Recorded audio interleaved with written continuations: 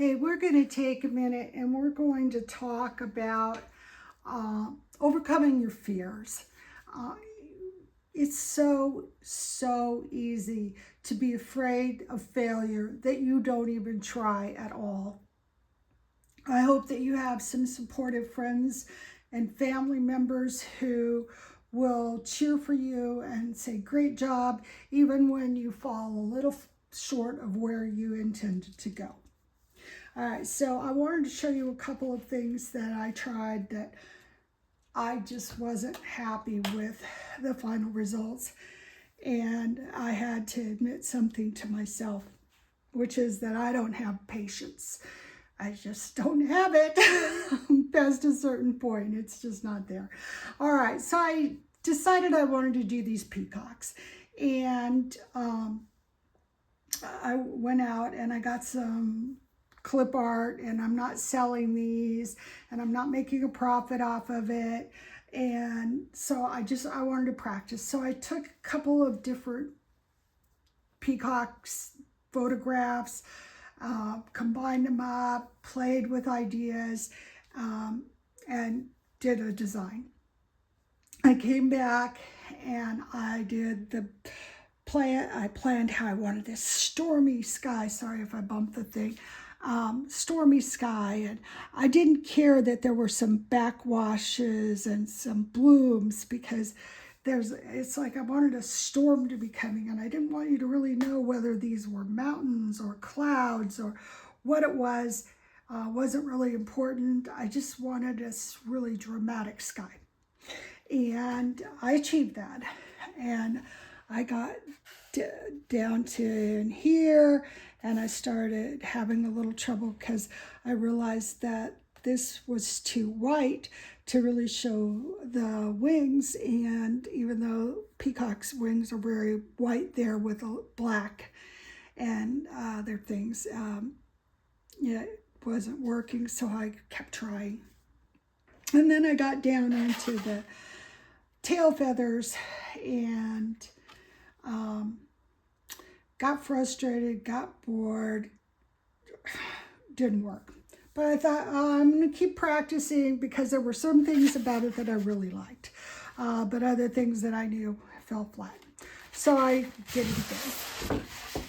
And I made some corrections, and I got it darker by the wings, and that was all better. And I had planned how I was going to do the tail, and how I was going to lighten this area in the tree trunk and add some information to it. And I was going to get it right this second time, and I didn't. I once again got into that tail and was like, ah! And so I put it aside for a couple of days, and I tried again. And I simplified the tail. And instead of trying to be really realistic, I had it sort of like a Christmas tree sort of effect, where there were smaller feathers to medium-sized feathers to great big feathers down towards the bottom. And I did it all over again. And it actually came out pretty good. I'm not any good with cameras. I've spent 4 times today where I tried to move the camera so I could show things from a better angle, and I ended up putting it back to roughly the place I've had it all along, because I am accustomed to not bumping my son's air brush that sits over there, so I didn't have to try to adapt so much.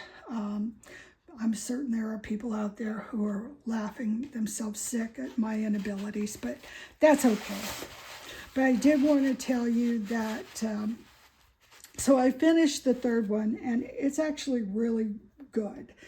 And I'm so proud of it. I send out photographs to people, and one of the people I sent this photograph to decided to not say anything about it for a few days, and then they went to eat at a place that had a large acrylic painted peacock on the walls, and it's beautiful. It's stylized. They didn't even try to be realistic, and it's fun and it's dramatic and it's wonderful. But it's a large mural that's feet by feet, and it's done in acrylics, whereas this is in watercolor. And I would have been okay with all of that. But her caption was, "Something for you to aspire to." Ouch.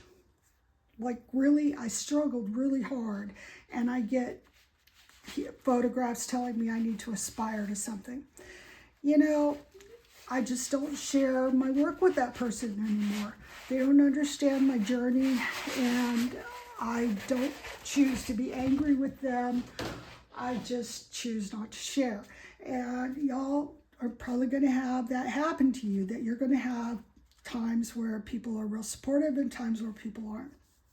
All right, so this is something I was playing with a little while back, and it combines some of the resists that I like to use.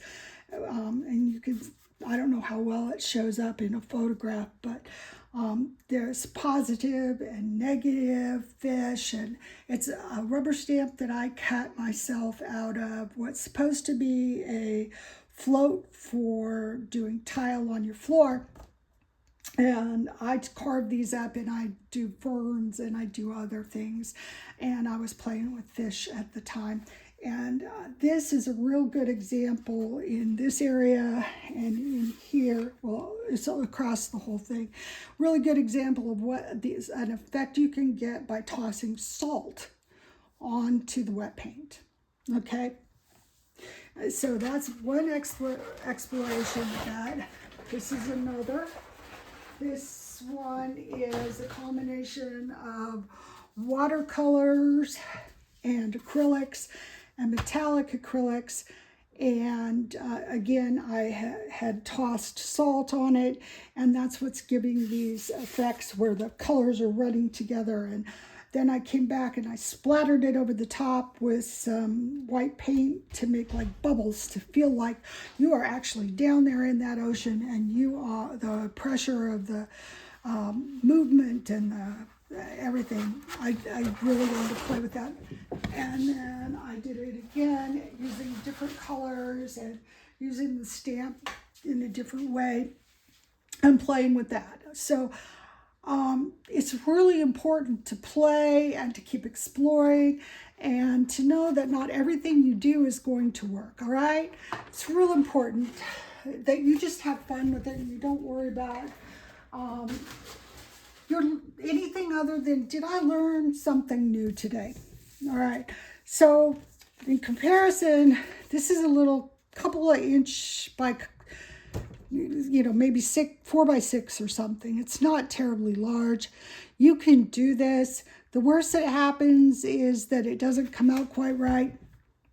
And I'll show you some tricks for adding some glitter over the top of it and fixing it or playing with it and working with what you have, because I know it's real disappointing to have to put something aside and say, well, that didn't work. But as long as you learned something, it was not a failure, okay? So this one we're going to do in pure watercolors that I've shown you before. This one we're going to do in monochromatic. I've gone ahead and tinted this piece of watercolor paper, and I'll show you how I did that when we get to doing this one. But it's all going to be shades of blue, and it's going to have some blue trees in the background, and I'm going to show you how to make it seem like those trees are further back and closer to, and all that sort of thing when we get to it. And then this is another technique where you get the whole piece of paper wet and you put the colors on and you let it run, and then when it dries you can come back and do more. This one we're going to do with iridescent medium or tinted, tinting medium or the glitter paint. It's okay to use this on paper because it's not, you don't need to worry about it being archival for a museum or anything. All right, so you can play with that. on that one.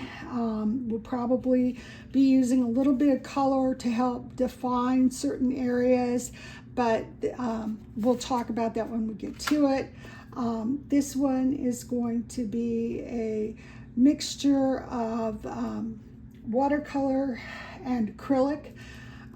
Because I have used watercolor to tint the background, we're going to come in over the top of it with some acrylics and some watercolors, and I'm going to show you how to combine the two and get some really interesting effects. All right, and this one we're going to do in pure acrylic paint, and it's going to be real handy to know how to do that. When you're doing with acrylics on paper, you can use them sort of like watercolors, and I'll show you how to do that. When you're working with them on canvas, it's going to be a whole new ball game, folks, and we'll talk about that when we get to it.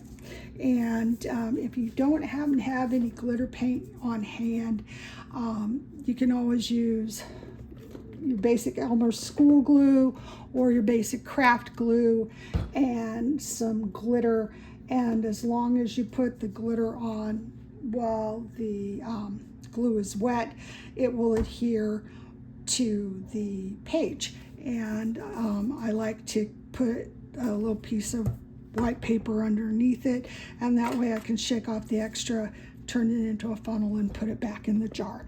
So those are some tips for today.